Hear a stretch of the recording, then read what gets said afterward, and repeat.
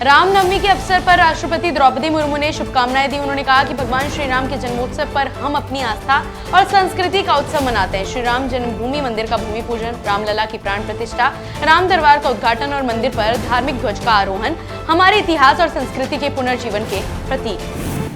America ने Iran को कड़े शब्दों में चेतावनी दी है। कतर की ऊर्जा संरचना पर मिसाइल हमलों के बाद राष्ट्रपति डोनाल्ड ट्रंप ने कहा कि अगर ऐसे हमले दोहराए गए तो ईरान के साउथ पार्स गैस फील्ड को निशाना बनाया जा सकता है। उन्होंने ये भी संकेत दिया कि इजराइल आगे हमले से परहेज करेगा ताकि हालात और ना बिगड़े।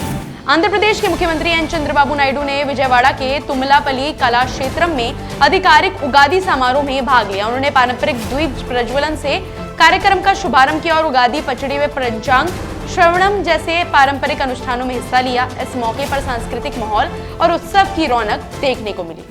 रक्षा मंत्री राजनाथ सिंह ने नई दिल्ली में नेशनल डिफेंस इंडस्ट्रीज कॉन्क्लेव 2026 का उद्घाटन किया। इस दौरान उन्होंने स्टार्टअप और एमएसएमई चुनौतियों की शुरुआत की। अत्याधुनिक मैन्युफैक्चरिंग टेक्नोलॉजी और रक्षा नवाचारों की प्रदर्शनी का उद्घाटन किया गया। साथ ही कई अहम प्रकाशन जारी कर भारत के रक्षा निर्माण तंत्र को मजबूत करने का संदेश भी दिया गया। कोलकाता में भाजपा नेता शुवेंदु अधिकारी ने भवानीपुर सीट से जीत का दावा किया। उन्होंने कहा कि मुख्यमंत्री ममता बनर्जी इस बार हारेंगी और भाजपा यहां कमल खिलाएगी। अधिकारी ने तुष्टीकरण की राजनीति का आरोप लगाते हुए 25,000 से ज्यादा वोटों से जीतने का भरोसा भी जताया। मिडिल ईस्ट में बढ़ते तनाव के कारण भारतीय एक्सपोर्टर्स की शिपमेंट और व्यापार प्रभावित हो रहा है। सरकार ने वाणिज्य विभाग के तहत एक इंटर मिनिस्ट्रियल ग्रुप बनाकर रोज बैठक शुरू की है जो लॉजिस्टिक, वेयरहाउसिंग और कार्गो रिटर्न जैसी समस्याओं पर काम कर रहा है। वाणिज्य सचिव राजेश अग्रवाल के अनुसार एक्सपोर्ट को सपोर्ट करने के लिए जल्द ही नई योजना लाई जाएगी।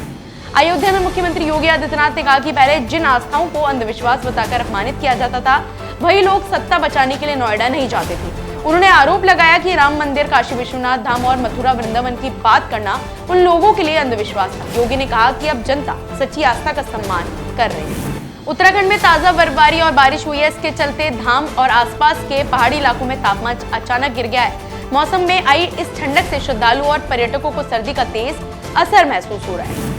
भोपाल में मुख्यमंत्री मोहन यादव ने कहा कि पूरे प्रदेश में सम्राट विक्रमादित्य के जीवन पर कार्यक्रम आयोजित हो रहे हैं। उन्होंने बताया कि संस्कृति मंत्रालय पूरे वर्ष विभिन्न गतिविधियां संचालित करता है। यादव ने कहा कि विक्रमादित्य आज भी करोड़ों लोगों के दिलों में जीवंत है।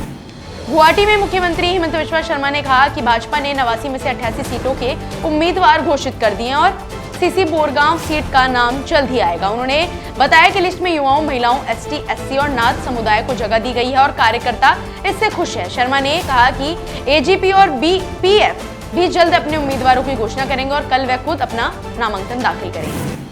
जलगांव में केंद्रीय मंत्री शिवराज सिंह चौहान ने 2 करोड़ के नए क्लस्टर प्रोजेक्ट की घोषणा की है जिसमें किसानों के लिए बेहतर सुविधाएं और साफ प्लांट मटेरियल शामिल होगा। उन्होंने बताया कि केले की फसल में फंगस बीमारी के कारण कई जगह 40% तक का नुकसान हुआ है।